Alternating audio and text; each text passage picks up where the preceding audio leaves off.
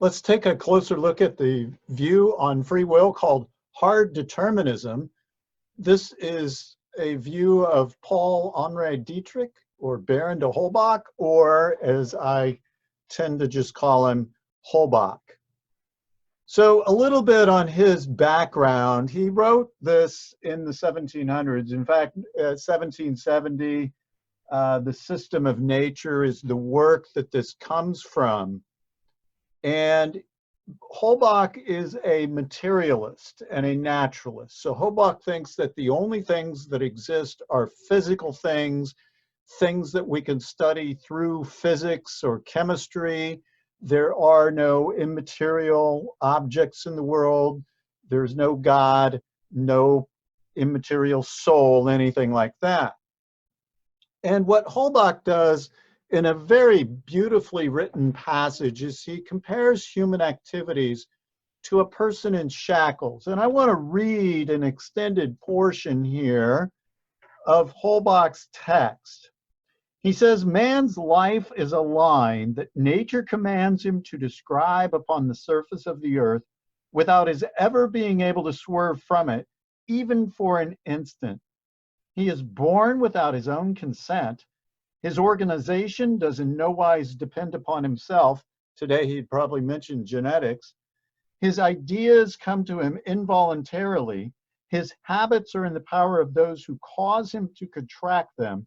He is unceasingly modified by causes, whether visible or concealed, over which he has no control, which necessarily regulate his mode of existence, give view to his way of thinking, and determine his manner of acting. He is good or bad, happy or miserable, wise or foolish, reasonable or irrational, without his will being for anything in these various states. Nevertheless, in spite of the shackles by which he is bound, it is pretended he is a free agent. So we might diagram his view in the following way, and you might want to turn up the volume just a little. An intuitive view of ourselves and the world around us, our freedom, has the idea that here we are in the present. Now, our past is already set. So this black line represents our past. We may have imagined that we could have made certain other decisions in the past, but those didn't happen. And so now it is simply the line that we have, and that is unchangeable.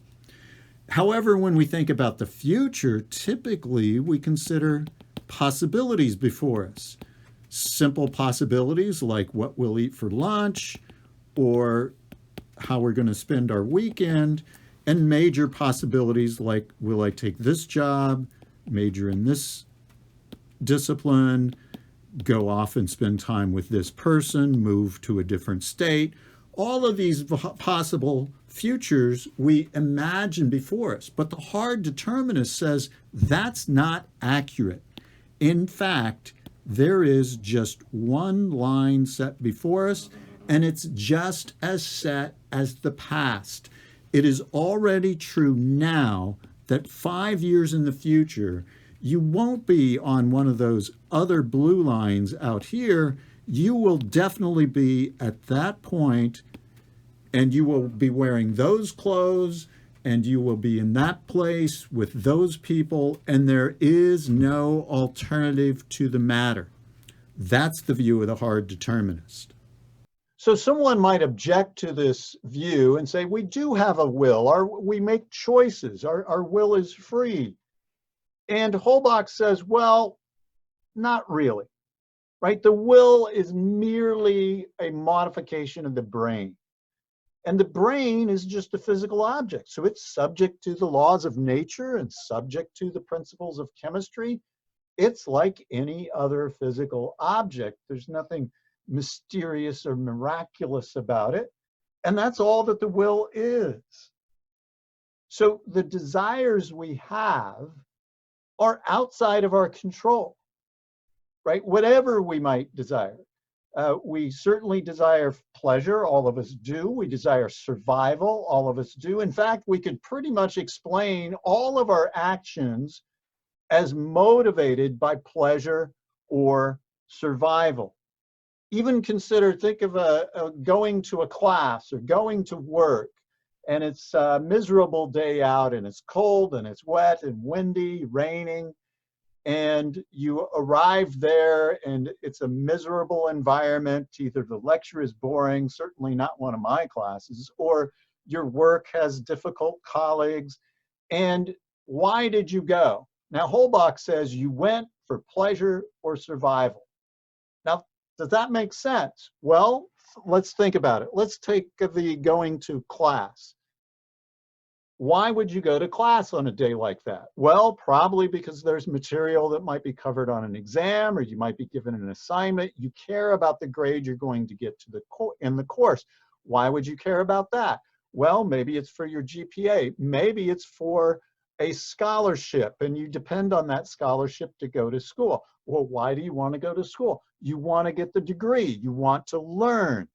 Well, let's just be really crass and say a person only wants to get their degree so that they could get a good job, not only so that they could take care of their needs, but also have decent things to live in, enjoy a nice car or a nice house. Again, pleasure or survival, right? To have food to eat and shelter to live in, or to enjoy those things.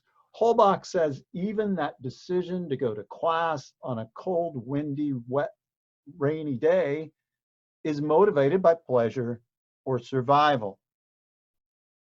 Now, he considers the case of a thirsty man, a very, very thirsty person.